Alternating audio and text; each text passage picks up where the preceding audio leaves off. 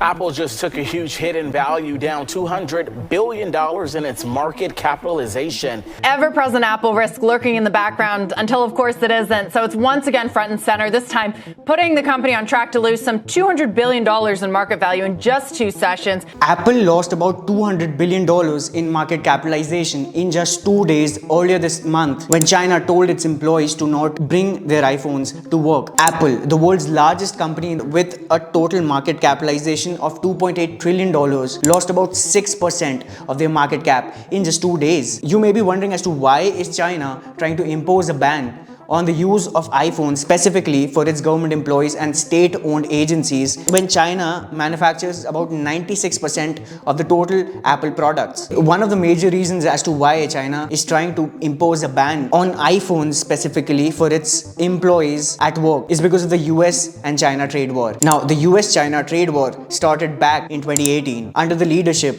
of President Donald Trump. Why did the trade war start between two of the largest economies in the world? You see, there are several reasons for the trade war between these two giant nations. United States has been a global superpower for almost all of the 20th century and 21st century. And now China is trying to replace the US as the global superpower. China is trying to challenge the dominance of the United States over the world. Not to forget that China has been the fastest growing economy in the last 40 years. Not only that, but at the beginning of this trade war, United States total exports to the world were about $2.5 trillion in 2018 and its imports were about $3.1 trillion. So the US had a trade deficit of about $600 billion in 2018. On the other hand, when you look at China, China's total exports accounted for about $2.48 trillion, whereas its imports were about $2.13 trillion. So China had a trade surplus of about $352 billion. So you see, on one hand you have the United States, which is the largest superpower and the largest economy in the world, with a trade deficit of about $600 billion. On the other hand, you have the second largest economy in the world, which is trying to take over the United States with a trade surplus of about $350 billion.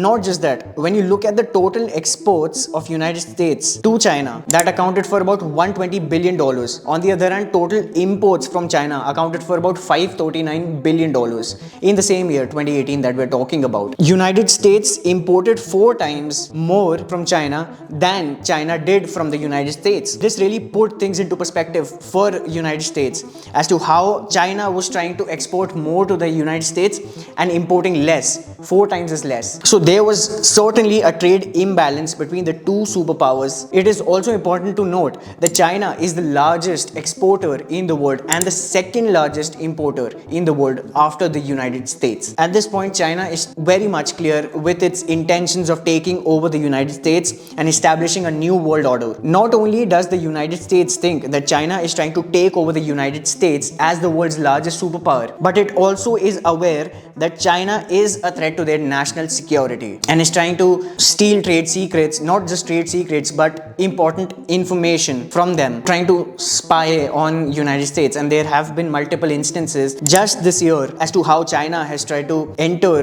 the United States territory and try to spy on them. And this is the reason, this is one of the major reasons as to why United States want to reduce its dependence and reliance on China. Coming to the United States, considering China as a national security threat to their country, United States banned one of the largest smartphone manufacturing and selling companies, Huawei, in 2019 on the accounts of it being a threat to their national security. It banned all those companies that were trying to do business with Huawei back in 2019 and also restricted Huawei's access to chip manufacturing in the US markets. A few of the reasons as to why Huawei was banned to basically do business with American companies were: number one was national security threat. That is there. Another important reason as to why Huawei was banned to do business with American companies was because at that point of time there was a race as to who would provide 5G technology to the customers first. You have the United States with their giant Apple on one hand, and then you have this Chinese giant on the other hand, Huawei, right? So Huawei was coming out with a 5G technology as early as 2020. On the other hand, all the companies, all the major companies, including the tech giant Apple, was supposed to provide the 5G technology at a later date, much later than 2020.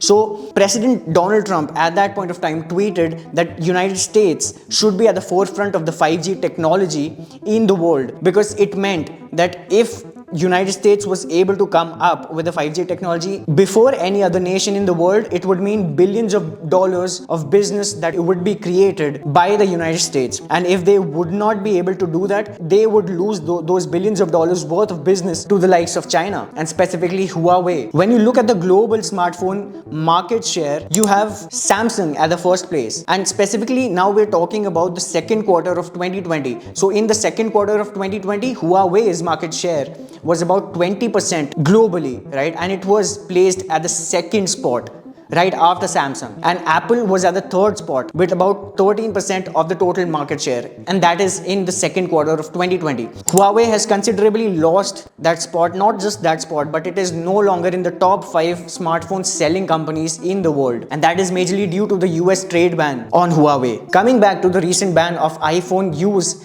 at work, during the same period of time, Huawei comes up with their new smartphone, which is the Mate Pro 60. This could either be the perfect moment for them to launch their new phone right when iPhone was banned, or they knew about something that we did not know earlier. Now the question arises, can this ban, specifically if this ban is persisted, not just persisted but extended to the general population of China, hurt Apple as a company and help Huawei? Now Apple is the world's largest company, as I mentioned earlier, with a total market cap of about $2.8 trillion, and it once had about $3 trillion market cap. On the other hand, you have this company Huawei, the Chinese tech giant. It has a market cap of about $150 billion, and that is as per the statistics of 2021. Apple is 20 times as big of a company as Huawei is, but about 19% of total Apple sales come from China. So China is that big of a market, wherein China produces about 1/5 of the total sales of Apple products. And also, as I mentioned earlier, it manufactures about 95% of all Apple products in the country. Not just that, but China is Apple's third biggest market in the world. So it definitely can exercise some sort of leverage over Apple if it wants to, as a country, impose a nationwide ban on Apple or iPhones, to be specific, let's say. On the other hand, it is also worth noting that Apple has invested about $275 billion into the Chinese economy since 2016. And not just that, it has also created about 5 million jobs in the country. Apple also, to some extent, has some sort of leverage that it can exercise. Apple has already started shifting its manufacturing from China to India, and now India is responsible for manufacturing about 7% of the total iPhones. Not just that, but Apple currently, it makes up about 5% of the total market share in India. So definitely in India, Apple has a huge potential and upside growth. It has a huge upside to capture the market, and this step to shift their manufacturing from China to India is proving to be a beneficial step for them, as they posted a record first quarter of 2023 right after they moved their manufacturing to India. They witnessed about 68% growth in the first quarter in India. When you look at the implications of the ban, if the ban actually takes place and if Chinese government imposes a ban on Apple products altogether nationwide, yes, definitely it's going to impact the business of Apple, since Chinese market is the third largest market and it generates about 1/5 of the total sales of the company. It is definitely going to affect their business, but it is also important to note that it is going to be a bigger setback for China, because it is only going to aggravate the trade war between the two countries, and it would give business to other countries, specifically India. Not just that, if the trade ban also persists, it may also influence other Western countries to depend less and less on China for trade and move their manufacturing and trade alliances. It could prove to be a much fatal decision for China, in my opinion, than it will be for Apple. So what do you think?